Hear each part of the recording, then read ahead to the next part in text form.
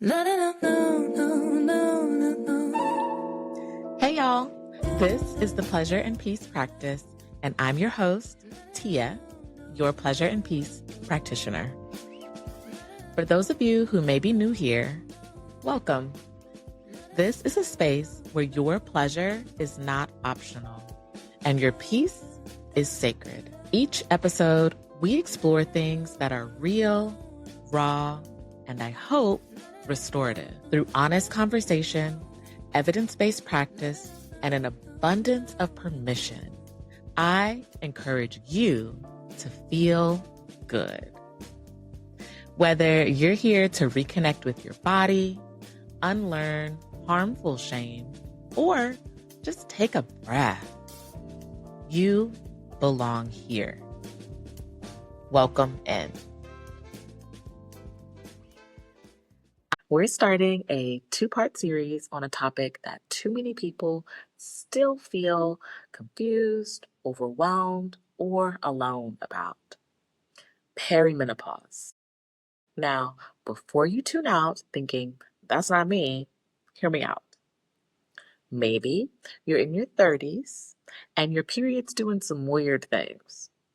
Maybe your libido has taken a nosedive or become unpredictable.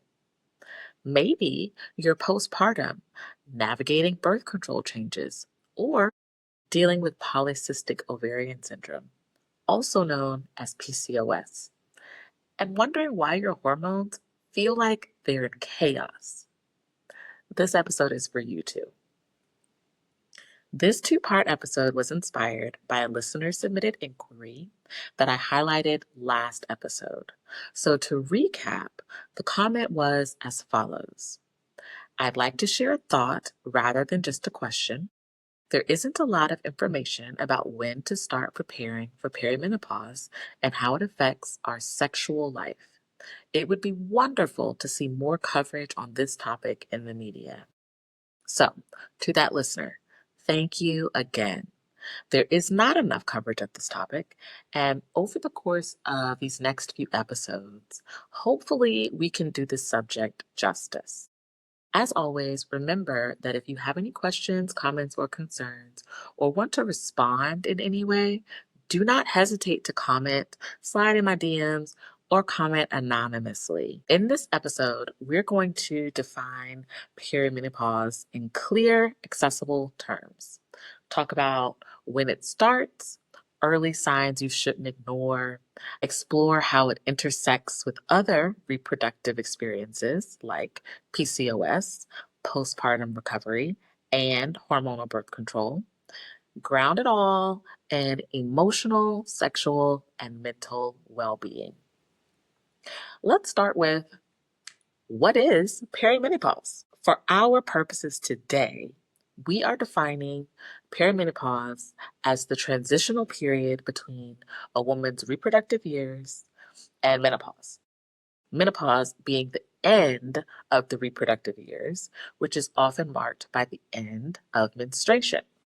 Now, before we get too far into this, let's address a few things. First, what if you don't have a menstrual cycle? Can you still experience perimenopause? The answer is a resounding yes. There are many people who experience amenorrhea, which is the absence of menstruation. And this does not preclude you from experiencing perimenopause. Additionally, intersex individuals, trans folks, and non-binary people can also experience perimenopause. While trans women can experience menopausal symptoms, but not menopause itself, this information is still for you, as fluctuating levels of estrogen related to hormone replacement therapy can cause symptoms of perimenopause. So, perimenopause can last, or symptoms that mimic perimenopause. Perimenopause can last anywhere from a few years to over a decade. It's marked by fluctuating estrogen and progesterone levels. It can begin as early as your mid-30s, though most people notice signs in their 40s. Menopause, by medical definition, is when you've gone a full 12 months without a period. But perimenopause, that's the journey to get there. And that's often the most symptomatic part. When people say they're going through the change, perimenopause is what they're talking about. So while perimenopause starts on average mid 30s to 40s, a 2022 scientific review of 25 years of research based on the study of women's health across the nation, also known as SWAN, reported that Black women reach menopause 8.5 months earlier than white women and have worse symptoms: hot flashes, depression, sleep disturbances, but are less likely to receive hormone therapy, as well as medical and mental health services. As with anything, there is some variability in how this shows up, and I encourage you to speak with your doctor for the best information. Although, while we're on the subject, it's important to note that to maximize the care you receive, it would behoove you to ensure that your provider is a hormone specialist. You can check this by finding someone certified at menopause.org, which is where no matter what country you're in, no matter what state, no matter what zip code, you can search for a professional with specific expertise in this area. So when I say professional, I'm not just talking about your MD or your OBGYN. Additionally, you can search for acupuncturists, chiropractors, mental health professionals, nutritionists, and more. So I would highly recommend this since most OBGYN programs give limited training on perimenopause and menopause during their education, which is, of course, ridiculous because every woman, unless their ovaries were removed before puberty, will go through perimenopause and menopause. For those who are seeking an LGBTQ plus inclusive provider, an affirming provider, I would encourage you to search on glma.org and cross-reference. So GLMA is the Health Professionals Advancing LGBTQ plus Equality, and they were previously known as the Gay and Lesbian Medical Association. I would cross-reference a provider from that list with a provider from menopause.org to get the best care in this area. So here's the truth. If you're in your mid-30s or beyond and noticing changes in your cycle, your mood, your libido, or your energy, it might not just be stress. It might not just be the state of the world. It could be perimenopause. All right. So now that we're clear on the barest bones of what menopause is, when it starts, let's transition into a bit more detail. Early signs. This is a good time to emphasize that menopause is not a moment in time, but a journey. And as we have mentioned, perimenopause is not a one-size-fits-all for every woman. But on average, it can last anywhere from 7 to 12 years. Research from that same study we mentioned earlier suggests that Black women are 50% more likely than white women to have symptoms, hot flashes, night sweats, which we often characterize with the change, and may endure these things for a longer period of time. 10 years compared to only 6.5 for non-Hispanic white women. That is a very long time. Additional signs and symptoms might include, over this decade, right, of your life, irregular periods. This could mean longer, shorter, heavier, just downright unpredictable. Sleep disturbances, especially waking in the middle of the night, right? So that insomnia you say that you're having. Brain fog and memory lapses, feeling a little bit forgetful. Mood swings, irritability, anxiety that feels brand new, vaginal dryness or discomfort during sex, changes in libido, Maybe it's an increase. Maybe it's a decrease. Fatigue that doesn't match your activity level. Weight changes, especially around the midsection. All of this is within the realm of normal. And while this list can feel overwhelming, the real kicker is often feeling like you're not yourself. You may feel more emotionally sensitive. You may feel disconnected from your body. You may feel like you've lost a sense of control. And that loss can be overwhelming and scary. This is not just about hot flashes and periods or the lack thereof. This is about identity, intimacy, how we relate to ourselves. You might be tempted to tell yourself that you're overreacting or that you're broken in some way. And I'm here to tell you that that's nonsense. You're not broken. You're not overreacting. You're changing. And that's a really, really big deal. As with anything, nuance matters. People with PCOS, postpartum hormone shifts, or who've been on hormonal birth control may experience some similar symptoms.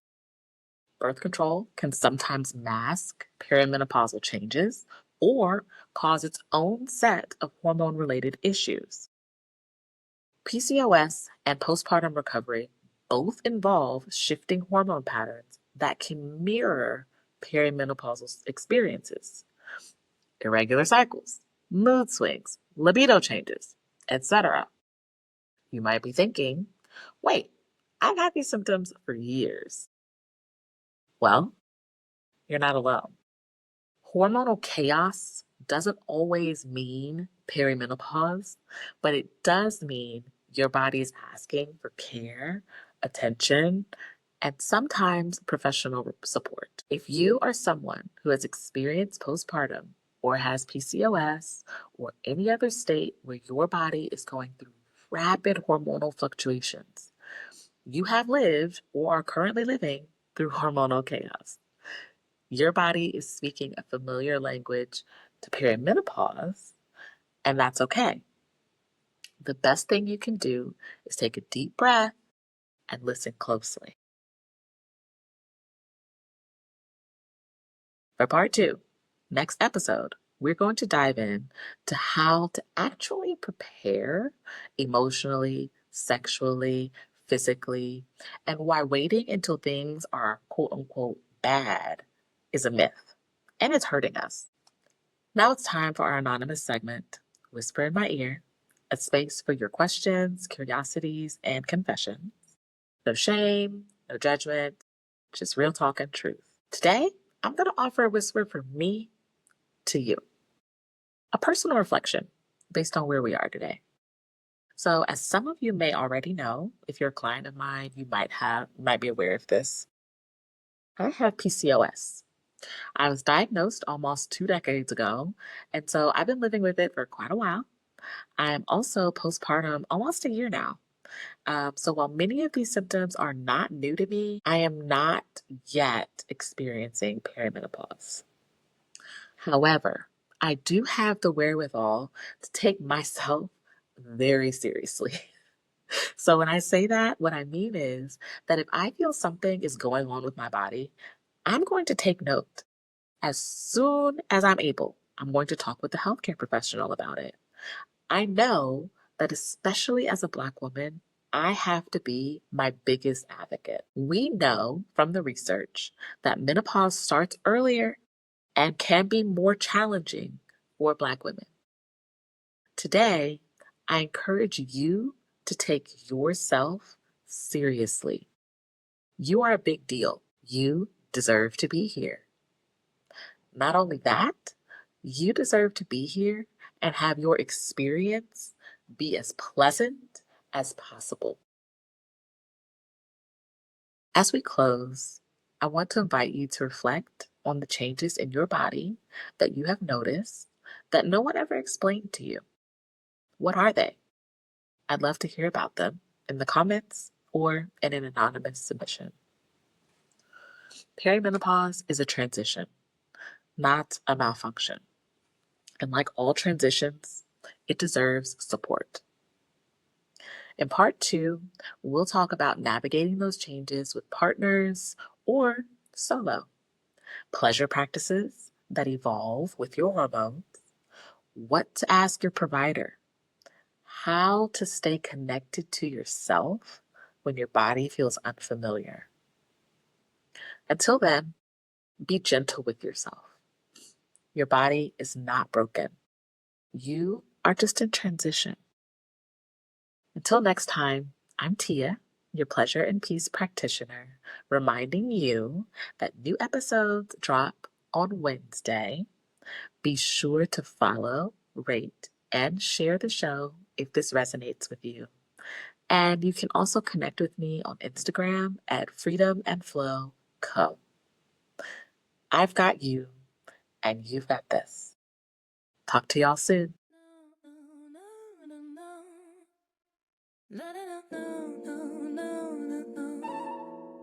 Thank you for being here, for listening, for getting curious with me.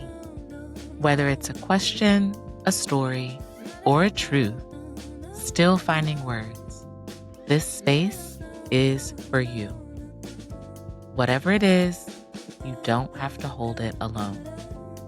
Ask, share, confess. We're in this together. And if you've got something on your heart, drop it anonymously using the link in the show notes or over on Instagram. If this episode moved you, helped you, or made you feel seen, share it with a friend, leave a rating, or drop a comment. Your support helps this space grow. Follow me on Instagram and Threads at Pleasure and Peace with Tia for more. Until next time, remember, I've got you and you've got this. Talk to y'all soon.